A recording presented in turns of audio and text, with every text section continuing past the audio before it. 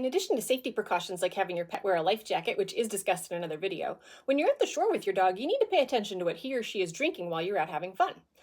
Playing fetch or chasing a ball near the water's edge, and of course, just swimming in the water can lead to accidental swallowing of water. Even if your pet isn't actively running in and out or swimming in it, if they're playing near water, they might be tempted to have a drink if they get too thirsty.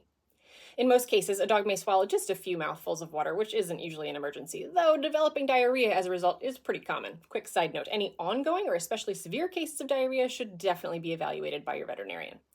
In large quantities, consuming saltwater can actually cause toxicosis. The problem with saltwater is it leads to fluid imbalances in the body's cells.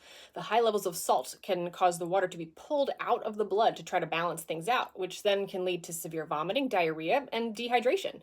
In the most severe cases of salt toxicosis, it causes injury to the brain and kidneys that may not be reversible and can even lead to death, regardless of whether treatment is provided. Symptoms of salt toxicosis include vomiting and or diarrhea, usually within a few hours of ingestion.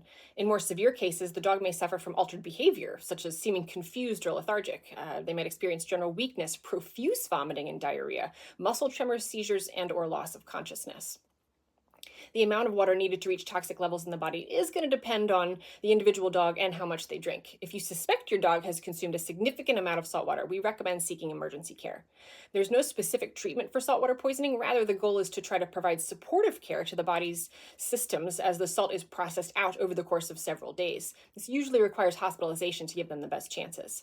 Prevention, as is usually the case, is really the best thing you can do. So even if there's a bunch of water around you, make sure your pet always has access to clean, fresh water and take a break from water activities about every 15 minutes. If you notice your pet drinking from the ocean, restrict their access, give them some fresh water, take a break from your activity, find some shade, and monitor for any new and unusual symptoms.